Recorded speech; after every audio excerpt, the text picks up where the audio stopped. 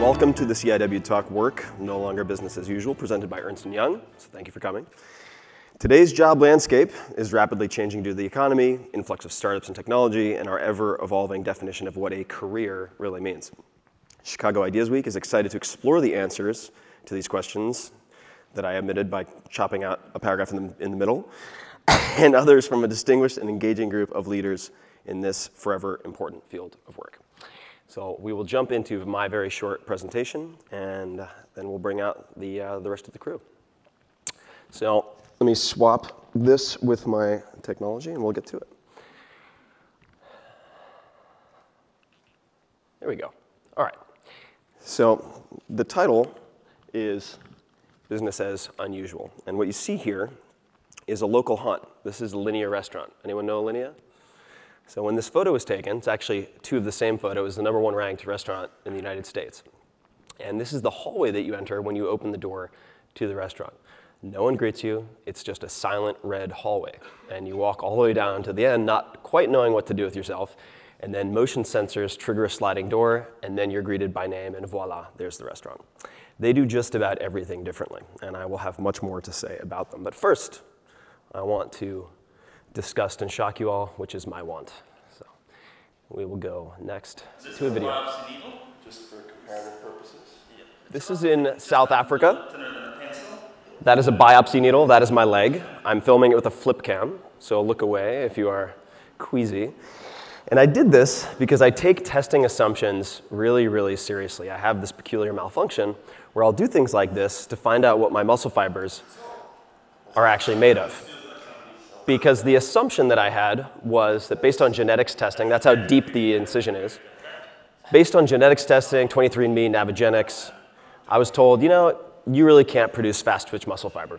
Sorry, no Olympic sprinting in the future for you, due to something called the actin 3 gene. But that didn't square with my experience as a wrestler. I was an All-American in high school in wrestling, and I had some explosive power, so I wanted to find out exactly what was going on.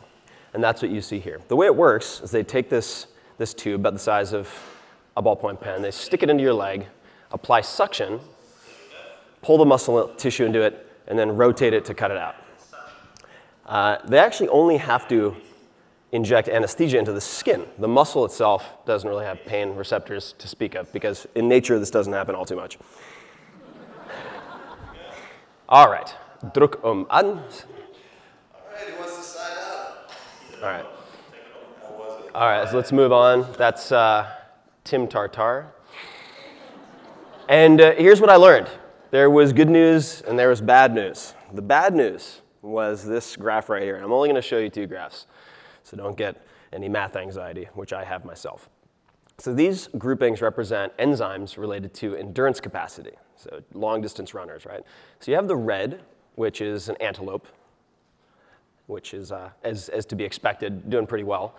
In terms of the enzymes like citrate synthase, for instance. And then we have the endurance athlete, blue, doing pretty well. The baseline, which is the x-axis, is like a sedentary human, Homer Simpson type. And then the green is Tim Ferriss. That is a sad Christmas. So no endurance capacity. You're doomed for power output. I don't know, competitive checkers? I don't know. What do I do? But the good news was that we have this graph. And this graph represents blue, type 1 muscle fibers, slow twitch, endurance stuff. Then you have the green, type 2X, which is very fast twitch, like the jaw and the eye muscles, mostly in humans. But then we have this type 2A, this red, which represents more than 50% of my muscle fiber in my thigh. That is type 2A fast twitch muscle fiber, trainable. So these variables that many people believe are fixed are anything but. You can really sort of negotiate with reality in more cases than one, and that's certainly true in work. Which brings us back to Alinea. This is a dessert dish. On the right-hand side, you can see there's this dark chocolate piñata, and they bring it out, and they shatter it on your table, and all of these fumes and vapors come out, and then you have pumpkin pie, and it's gorgeous. And then Chef Grant Achatz comes out and decorates your table. In this case, the plate is not a plate, because they wanted to see if they could find something more interesting. So they found, to my knowledge, very thin, hygienic, hypoallergenic latex. I believe it was actually a sex store in Paris initially. And they created a plate out of that they put on the table. They serve their menus at the end of the meal, not at the beginning. You, of course, saw the introduction when you walk into the restaurant, totally different. The architecture, everything is questioned. They put all the sacred cows up on the chopping block. And I think that's a very valuable practice.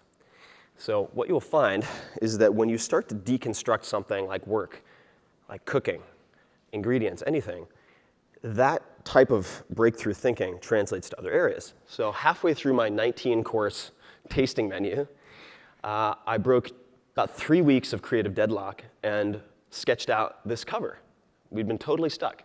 And then it became, of course, this cover, which is the latest book, The 4-Hour Chef. The Simple Path to Cooking Like a Pro, Learning Anything, and Living the Good Life. It's a very narrow scope.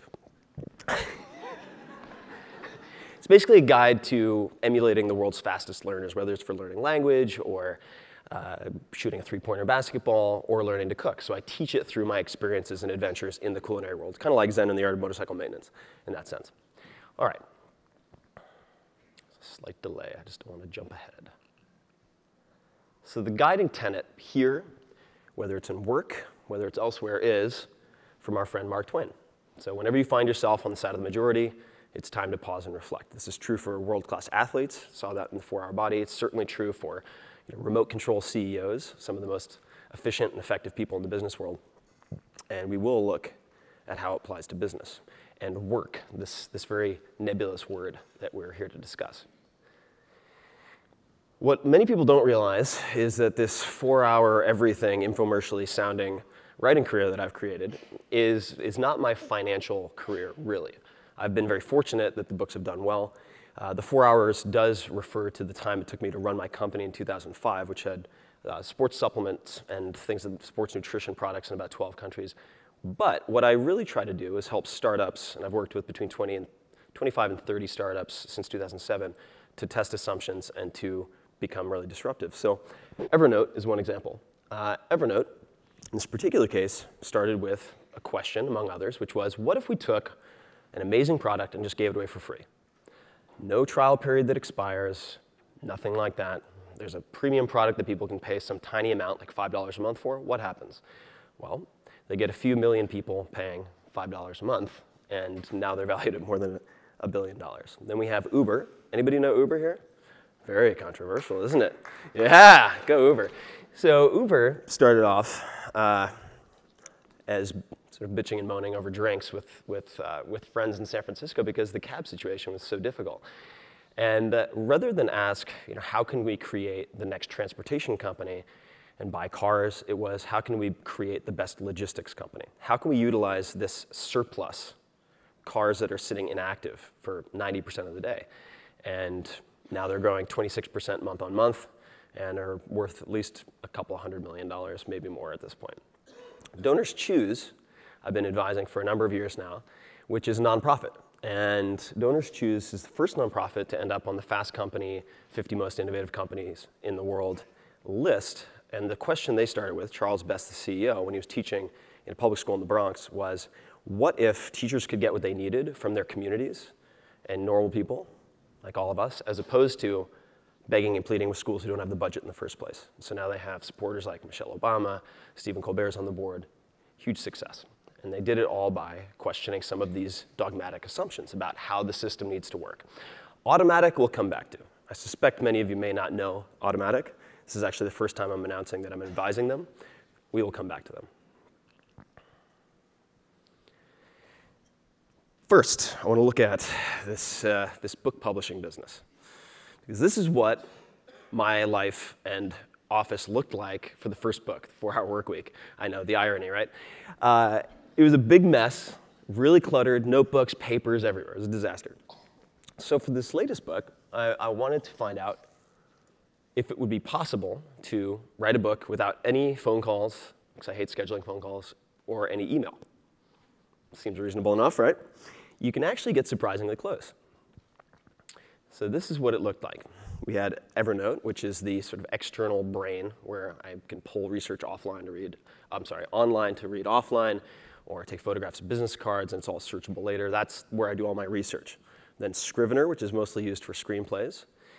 Then ScreenFlow, and another program called Skitch, which is now owned by Evernote, to take shots of different photographs. There are about 1,500 photos in the book, and design elements and whatnot, and send feedback. All of that was put, or most of that was put onto Dropbox to share files with people around the world working on this project. We had teams in New York and San Francisco and Australia, Singapore, all over.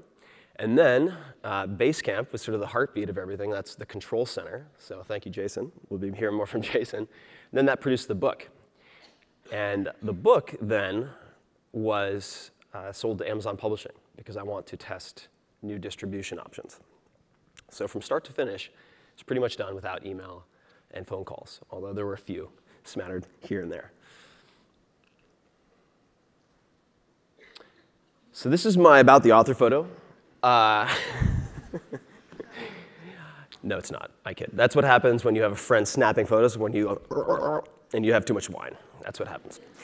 Matt Mullenweg took this photo. Matt Mullenweg is the founder and president of Automattic. A lot of people don't realize that he stuck his name in the middle. Matt, Automattic. And Automattic runs WordPress.com. WordPress.com powers the NewYorkTimes.com, CNN, Forbes, you name it. And he was the lead developer of WordPress, the open source platform for blogging and publishing and content management, which a lot of people don't realize powers 1 out of every 6 websites in the world. So whatever that works out to, 17+% of the entire internet is powered by something that this guy built. While we were in Greece, which is where we were, Santorini, on a very romantic getaway to a WordCamp conference, he hired 2 people practically while he was drinking wine with me. What makes Automattic very, very interesting, among other things, is that they have 126 employees scattered across 24 countries. They have really no physical office to speak of. And that allows them to hire the best talent, certainly attract and retain the best talent, and give them all sorts of amazing perks, like traveling extensively, whatever really they want. And I think that is certainly, in my view, the future of work. And I think that retaining or attracting and retaining talent, whether that's yourself in a one-person company, in a career, is also a principal purpose of designing work properly. So what if you had to eliminate in-person meetings? Certainly, Automattic's done that. Ask yourself these questions. What if you had to eliminate phone calls? They do that as well. They do not offer phone support. Try getting Amazon on the phone to check your shipping status. It'll be very difficult. Can be done. What if you had to work only 4 hours per week, had to take 4 weeks off? I don't expect you to necessarily do those things, but the thought exercise will help you to identify assumptions and to put systems in place so that you can remove yourself as a bottleneck, both for productivity and for your own enjoyment. So the 4 first principles, and I only have 1 or 2 slides left, that I would encourage you to think about are, first and foremost, and I do like the number 4, you've probably noticed, material beats method. So being effective, i.e. choosing what you do, is more important than being efficient how you do something. Doing something well does not make it important. And I think that Automattic and the companies that I work with exemplify a lot of these. The second is measure to manage, or applying the 80-20 principle. What are the 20% of customers, products, et cetera, that produce 80% of what you want, whether it's P&L or otherwise? What are the 20% of people, activities, et cetera, that create 80% of the headache, consume 80+% of the time? Performance over presence, pretty self-explanatory. Selective ignorance, the low information diet. How do you control the information intake, the inputs that your employees or that you have to deal with so you can maximize output? And then one last question is, what if you could never retire? And this is the question that I open my presentations with when I guest lecture at Princeton University in a class called ELE 491, High-Tech Entrepreneurship. What if you could never retire? How would that change your priorities, your decision-making? What would you stop postponing? Because the good news is everyone in this room is smart enough and driven enough to gather enough money to retire. The bad news is you'll all be bored out of your minds, and your retirement will last about 48 hours. So I encourage you to take this very seriously, to avoid the deferred life plan, and ask yourself, what if you could never retire? So that is my presentation. Thank you for listening.